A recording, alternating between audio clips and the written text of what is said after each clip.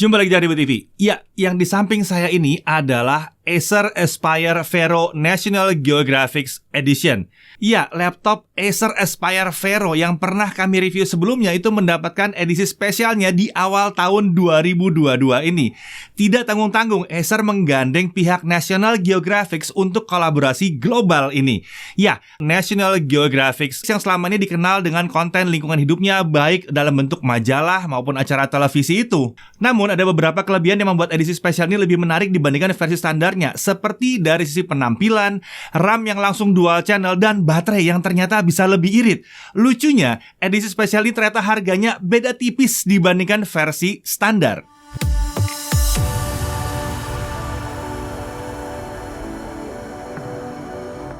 Ya, laptop Acer Aspire Vero National Geographic Edition. Laptop edisi spesial ini tetap mengandalkan prosesor Intel Core generasi ke-11 untuk otak di dalamnya, sama seperti pendahulunya. Dengan kolaborasi ini diharapkan Acer dan National Geographic dapat mendorong kesadaran masyarakat dunia untuk selalu menjaga lingkungan hidup demi masa depan yang lebih baik. Menurut Acer, untuk setiap pembelian laptop ini, pengguna turut membantu mendukung National Geographic Society, sebuah lembaga nirlaba tingkat global yang berbasis di Amerika Serikat dengan misi membantu melindungi dunia melalui eksplorasi, penelitian, dan pendidikan. Oke, mari kita mulai pembahasan tentang laptop unik yang satu ini.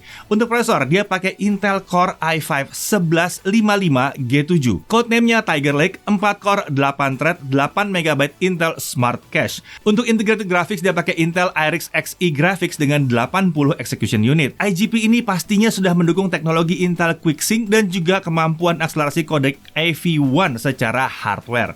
Untuk memori atau RAM-nya itu 8GB DDR4 dual channel dengan konfigurasi 4GB RAM onboard dan 4GB RAM SODIMM.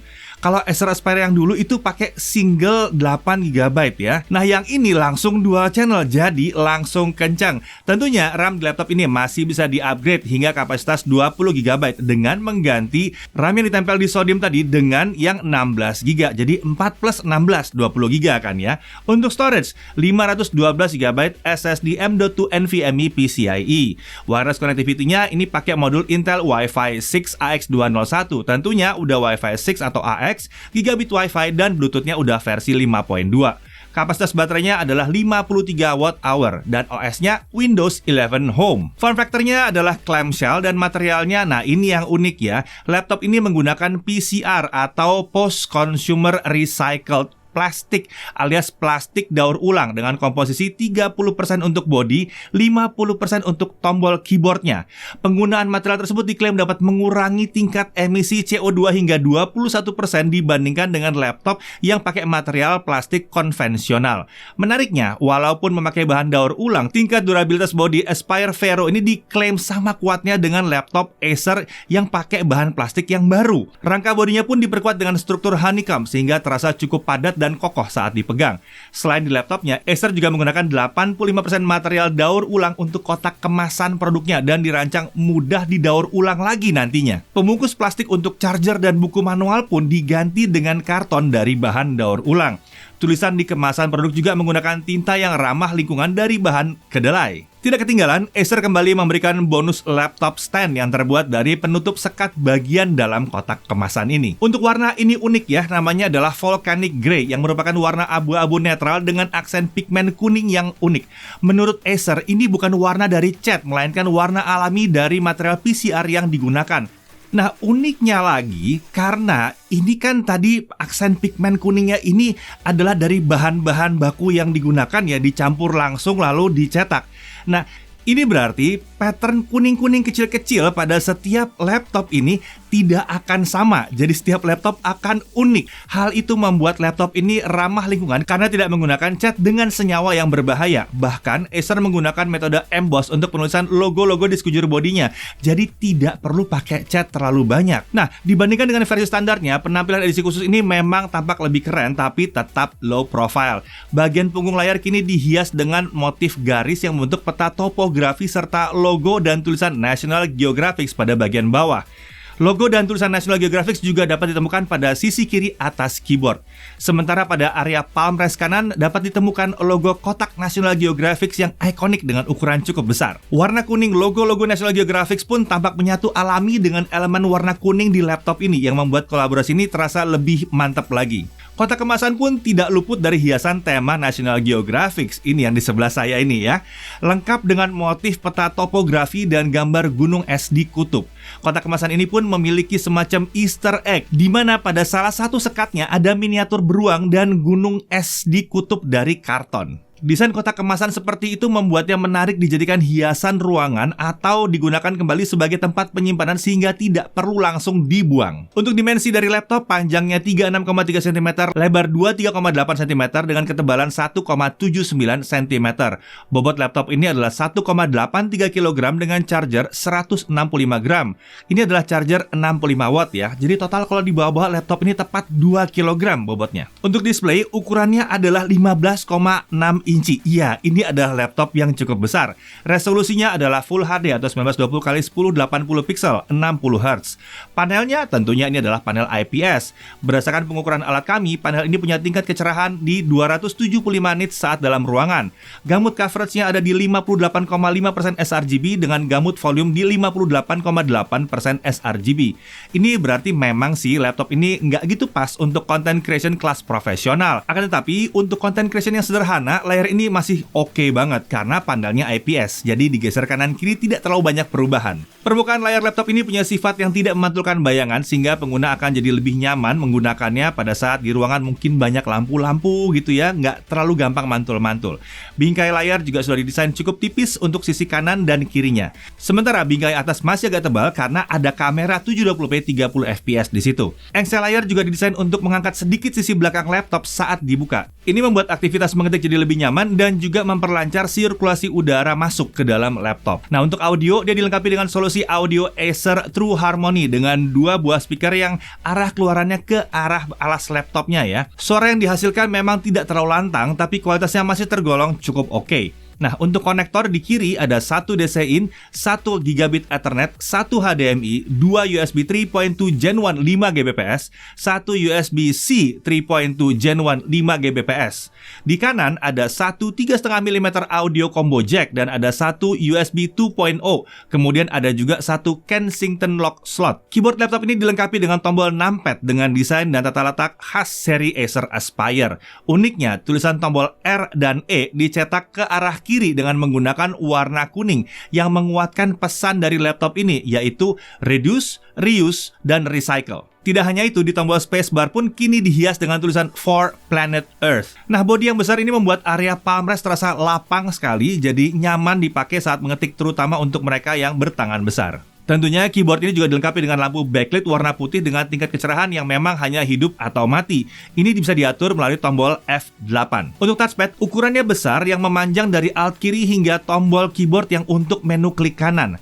Mengetik masih cukup nyaman karena tangannya nggak mudah masuk juga sih ke dalam area touchpad. Tentunya touchpad ini sudah mendukung Windows Precision Driver. Di area touchpad ini juga ditempatkan sensor pengenalan sidik jari dengan pengamanan secara biometrik. Nah, sistem pendingin laptop ini dilengkapi dengan 2 heat pipe tembaga dan 2 kipas untuk mendinginkan CPU. Dilengkapi 1 ventilasi pembuangan panas yang mengarah ke permukaan layar. Oke, sekarang mari kita lihat performanya ya. Profil performa di laptop ini dapat diatur melalui software VeroSense dengan pilihan Eco Plus Mode, Eco Mode, Balance Mode, dan Performance Mode. Nah, sekarang mari kita tes dengan Cinebench R15, 20 kali kita loop untuk lihat konsistensi performanya. Skor tertinggi di mode balance adalah 997 poin dan 1026 poin di mode performance. Sementara untuk skor yang bisa dipertahankan adalah 820-830 poin di mode balance dan 860-870 poin di mode performance. Ini sebenarnya adalah skor yang tergolong tinggi untuk tipe prosesornya. Nah, untuk suhu kinerjanya kita bisa lihat bahwa pada mode balance, suhu prosesor itu rata-rata ada di kisaran 60-70 derajat Celcius, walaupun sesekali dia bisa lompat ke 80-an derajat Celcius. Sementara di mode performance, suhu rata-rata 65-71 derajat Celcius dan sering mengalami lompatan ke 80-an derajat Celcius. Tapi tentunya itu masih tergolong aman sekali. Nah, kalau kita menggunakan baterai saja, jadi nggak nyolok ke listrik ya, skor yang diraih ada di kisaran 540 sampai 550 poin di mode performance. Memang tidak setinggi seperti pakai charger, tapi masih lumayan kenceng sebenarnya ya. Oke, kita langsung masuk ke Adobe Premiere Pro CC. Untuk video Full HD 60 fps 2 menit 7 detik, waktu rendernya dengan software itu di 3 menit 54 detik. Sementara kalau kita pakai OpenCL itu butuh 4 menit 59 detik. Ternyata durasi ekspornya sedikit lebih lama ya dengan akselerasi OpenCL. Anomali seperti ini emang sering terjadi, jadi mendingan pakai mode software only aja, lebih cepat. Nah, untuk suhu kerjanya pada saat render, itu di awal sempat nyentuh 80 derajat Celcius, kemudian dia berfluktuasi di rentang 60 sampai 70 derajat Celcius. Lagi-lagi ini masih tergolong aman sekali. Oke, kita beralih ke DaVinci Resolve, software video editing yang gratis ini. Lagi-lagi video Full HD 60 fps yang kita pakai, dan waktu render time-nya adalah 9 menit 21 detik. Dengan durasi ekspor seperti ini rasanya kurang cocok ya untuk editing dengan DaVinci Resolve ya. Untuk suhu kerja kita bisa lihat bahwa hanya ada di kisaran 60 sampai 70 derajat Celcius pada pengujian ini. Oke, mari kita pindah ke gaming. Ya, boleh dong gaming ya, bisa ya. Oke, Dota 2 1080p fastest render scale di 100%, kita masih bisa dapat 40 sampai 70 fps. Ya, lumayan lah untuk casual playing. CS:GO 1080p low bisa dapat 60 sampai 90 fps.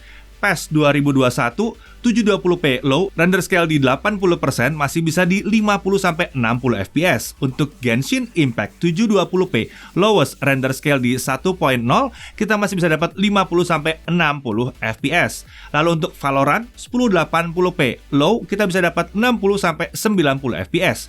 GTA 5 720p normal, tessellation di off, kita bisa mendapatkan 30 sampai 50 fps. Nah, dengan game yang satu ini kalau dimainkan 30 menit di mode performance, suhu core prosesor dan integrated graphics hanya di kisaran 57 sampai 62 derajat Celcius. Sementara itu untuk suhu permukaannya yang paling tinggi itu ada di daerah dekat ventilasi pembuangan panas dengan suhu sekitar 48 derajat Celcius. Sementara suhu seluruh area keyboard itu aman di bawah 40 derajat Celcius. Palm rest pun aman di bawah 35 derajat Celcius. Beralih ke storage test dengan Crystal Disk Mark, kita lihat bahwa kecepatan bacanya ada di kisaran 2462 Mbps dan kecepatan tulisnya di 1821 Mbps. Untuk kelas harganya ini udah tergolong kencang ya. Nah, untuk baterai, menggunakan mode balance dengan brightness 50% dan volume 25%, kita menjalankan 1080p video playback. Dan hasilnya baterai baru habis di 10 jam 27 menit. Ternyata baterainya ini cukup irit ya dibandingkan yang pendahulunya, karena yang sebelumnya hanya bisa bertahan sekitar 8,5 jam. Untuk charging, 30 menit pertama kita sudah bisa mengisi sekitar 43%. Sementara untuk dari 0 sampai 100% kita hanya butuh waktu 1 jam 46 menit. Ini waktu pengisian yang cepat banget sebetulnya, karena target normal itu di 2 jam. Acer Aspire Vero yang dulu itu biasanya butuh waktu sekitar 2 jam. Nah, di software VeroSense itu disediakan fitur untuk membatasi pengisian baterai hingga kapasitas 80%. Ini seharusnya membuat baterai jadi lebih awet dan nggak cepat perlu diganti atau dibuang. Tentunya ini akan sangat berguna sekali kalau kalian sedang menggunakannya itu kebanyakan stasioner nyolok ke charger terus. Oke, untuk harga ternyata juga tidak yang gila-gilaan walaupun ini versi kolaborasi. Harganya di kisaran 10.999.000. Cukup pantas untuk sebuah Core i5. Pembelian laptop ini juga sudah menyertakan Microsoft Office Home and Student 2021 senilai 1,9 juta. Garansinya 1 tahun spare part dan 3 tahun service. Oke, hal yang perlu diperhatikan. Bodinya ini besar. Ya, bodinya ini besar. Dan walaupun sudah diperkuat, karena lebarnya membuat dia terasa sedikit kurang solid ya. Sementara itu untuk layarnya ini terasa kurang cocok untuk content creation kelas profesional. Tapi kalau untuk fun-fun aja sih, ya bisa-bisa aja sih mau ngedit video di sini, nggak ada masalah sih sebetulnya. Dari sisi yang kami suka, penampilannya terasa keren dan tetap unik yang satu ini. Ya, dan tentunya ya karena patternnya ini ya, setiap laptop akan punya pattern yang unik sendiri-sendiri ya. Performa prosesornya juga tergolong tinggi untuk jenis prosesornya, masih kuat untuk gaming tipis-tipis, suhu kerja dan suhu permukaan bodinya tergolong rendah. dan masih ada slot SODIMM untuk upgrade RAM di sini. Layarnya IPS dan ukurannya cukup besar di 15,6 inci. Baterainya tergolong irit untuk kapasitasnya dan untuk jenis layar yang sebesar ini. Konektornya lengkap dan sudah memadai. Wi-Fi 6 udah ada, Bluetooth versi 5.2 udah ada. Lalu garansinya 3 tahun dan sudah termasuk Microsoft Office Home and Student 2021 yang udah keinstall dan akan hidup terus-menerus di laptop ini. Dengan harga yang beda tipis dari versi standarnya, Acer Aspire Vero National Geographic Edition ini ternyata lebih menggiurkan untuk dilirik berkat penampilan yang lebih keren, RAM yang langsung dual channel dan baterai yang lebih irit. Jadi, untuk kalian yang lagi nyari laptop dengan penampilan unik dan butuh layar besar, prosesor cukup kencang, suhunya adem, harganya juga masih tergolong terjangkau ini ya. Laptop ini tampaknya merupakan salah satu pilihan yang menarik. Dan tentunya laptop ini juga cocok bagi kalian penggemar pernak-pernik bertema National Geographic. Saya Deddy Irfan, Jakarta TV.